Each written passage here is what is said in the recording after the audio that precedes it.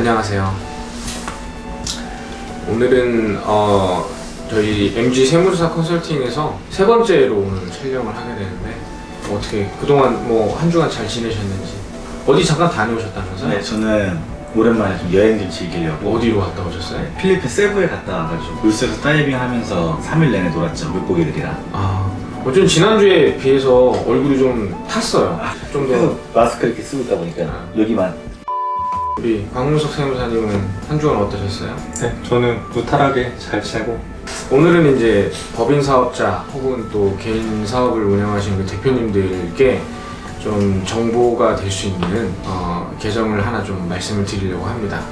그것은 바로 가수금과 가지급금입니다. 가수금이라는 게 뭐죠? 가수금의 경우에는 일단은 회사에 돈이 유입된 거죠.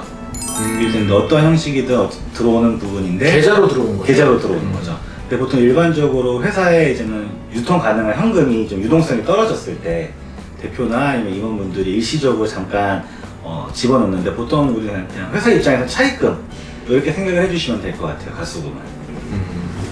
그러면 가지급금은 무엇인가요? 제가 말할까요? 가지급금은 이제 반대. 가수금은 회사에 돈이 들어왔다고 보면은 네. 가지급금 회사에서 돈이 나간 거죠. 나갔는데 뭐 일반적으로는 뭐 돈이 나갈 일이 많잖아요. 근데 나갔는데도 불구하고 뭐 영수증이 없다든지 세금계산서가 없다든지 나가긴 나갔는데 거기에 대한 출처나 증빙이 없는 금액들. 이체된 계좌를 확인하면 누가 가져왔는지 알 수 있지 않나요? 근데 이체된 계좌 있으면 그나마 괜찮은데 현금으로 빼. 현금으로 이렇게 딱 빼가지고 뭐 이렇게 결제할 수도 있잖아요. 물건을 갖다 쓴다든지. 그렇게 되면 뭐 계좌에도 안 넣고 돈은 나간 건데 뭐 영수증은 없고 이제 그렇게 되면 이제 문제가 발생하기 시작하죠. 그런 게 쌓이면서. 가수금, 가지급금 우리가 일상적으로 많이 접하게 되는 부분이긴 한데 어떤 문제가 되나요? 네, 일단은 문제가 된다라는 거는 평상시에 문제가 되는 건 정확히 가수금, 가지급금은 세무조사 때 이 계정이 문제가 되는 계정들이거든요. 그래서 가수금부터 먼저 설명을 드리면 법인 계좌에 현찰이나 자기네 계좌에서 돈을 넣고 가수금 처리를 하는 거죠. 그러면은 법인은 그게 빌린 돈이 되는 거죠. 그렇죠. 그러면 법인의 대표님 입장에서는 그거는 자기가 회사를 위해서 희생한 거잖아요. 자기 돈을 넣은 거니까 맞아요. 회사에. 맞아요. 그래서 큰 문제가 될 거라는 생각을 안 하시는데 그렇지. 조사관님들의 입장에서는 그 돈을 넣은 건 넣은 건데 출처가 어디냐는 거죠. 이 현금이나 현찰이 어디서 나서 너가 법인을 빌려줬냐 라는 질문을 하시는 거고, 그 질문의 취지는 뭐냐면 그러니까 법인의 매출을 누락하면서 그 매출 금액을 신고를 안 한 거를 이제 법인에 넣은 게 아니냐라는 게 조사관님들의 과세관청의 입장인 겁니다. 가지급금이나 가수금은 명확히 출처나 그런 게 명확하지 않다면 계정을 최대한 많이 넣지 않는 게 조사 때 세무조사 리스크를 피할 수 있습니다. 자, 그러면 그렇게 나도 모르게 가수금, 가지급금이 막 남아있거나 나는 돈을 넣는데 결국엔 내가 다시 갚을 돈이 생기는 거를 미연에 방지를 좀 하고 싶으면 어떻게 해야 되나요? 그 방법은 생각보다 되게 간단하고 단순한데요. 대표님이 네. 연말이나 3월 말에 법인 결산을 할 때 하셔야 할 게 있는데 그 조정계산서라는 책자를 받으실 거예요. 아니면은 재무상태표를 기존에 있는 세무대리인께 요청을 하셔서 가지급금이나 가수금이 얼마가 남아있는지 금액을 확인을 하시는 거죠.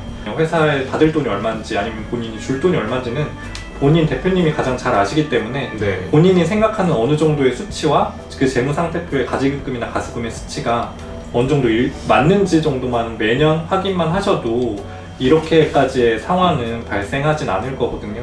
세무대리인이 돈을 줬으니까 당연히 잘했겠지라고 생각하는 거는 너무 위험한 생각입니다.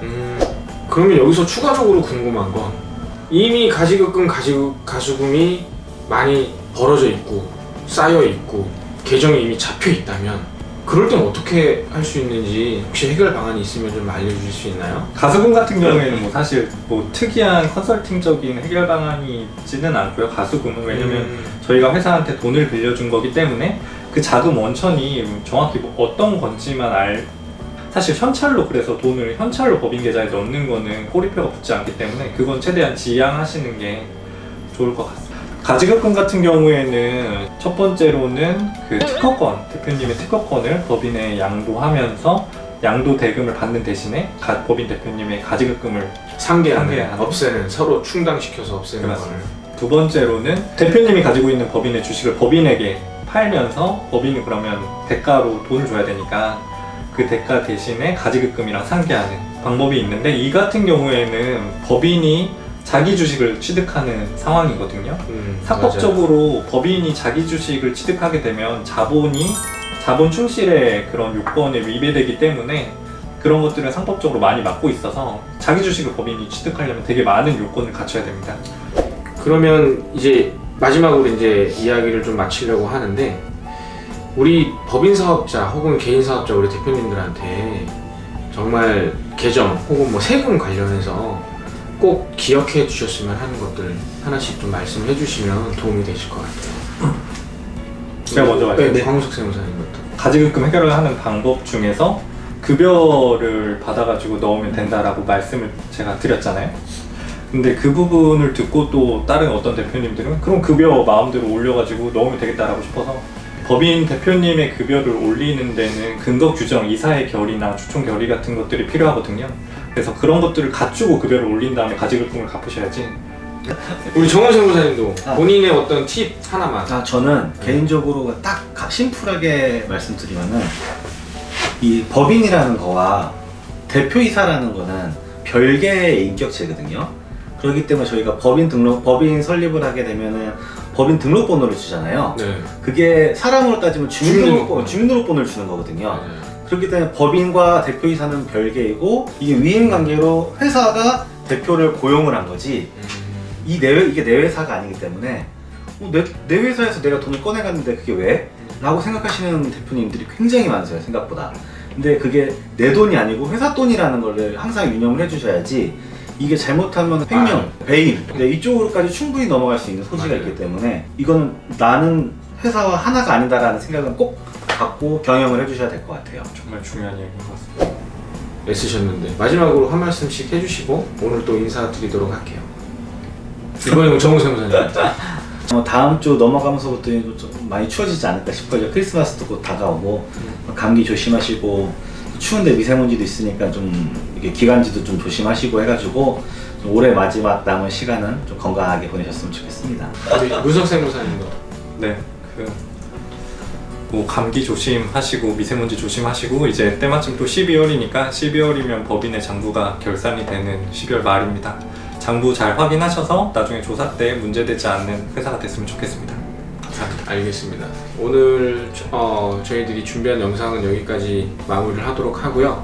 또 다음번에도 재밌고 즐거운 이야기, 또 좀 더 편하게 세금에 대한 이야기를 주고받을 수 있는 또 영상을 준비해서 여러분들한테 인사를 드리도록 하겠습니다. 앞으로도 저희 MG 세무사 컨설팅 유튜브 영상 많이 시청해주시고 구독도 눌러주시고 좋은 댓글도 부탁드리겠습니다.